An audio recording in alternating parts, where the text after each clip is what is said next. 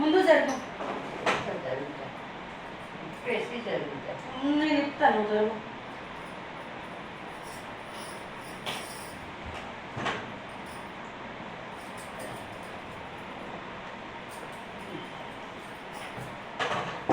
చాలా చాలు.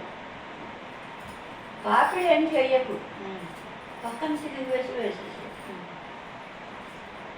ఏం వస్తలో లేమా ఏం పెట్టకు.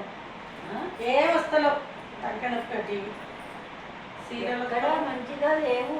లేవు.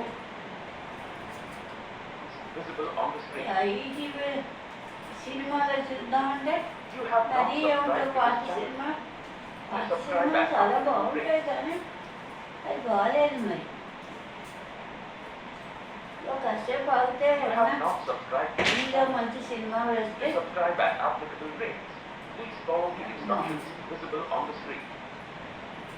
ఇదంతా తెలుసుకుంటున్నావో అతను పరమాత్మ, అది తెలుసుకో. ఆ పరమాత్మను శరణ పెడుతున్నాడు. ఇదం శబ్దం ఎన్ని మార్లు వాడాడు, యత్ శబ్దం ఎన్ని మార్లు వాడాడు.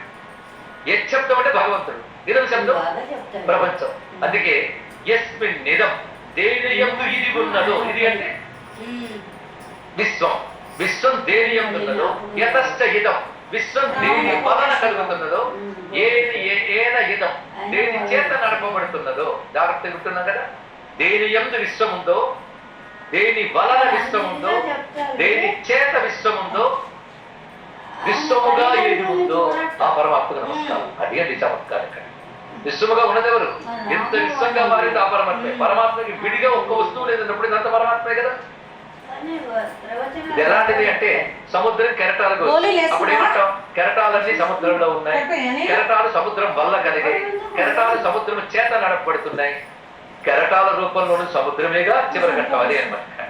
పరమాత్మ యొక్క విశ్వము, సముద్రం అనేది కెరటాలు. ఈ ఉపమానం ఒక్కటి చాలని ఎప్పుడు గుర్తుపెట్టుకుంటారు. అది సాధారణంగా అర్థం అవడం కోసం చెప్పే ఉపమానంలో ఇదే వాడతారు. నేనే కాదు, శంకరులు కూడా. సత్యం వేదాపగమే నాథ తవాహం నమామకీనస్తం సాముద్రో తరంగ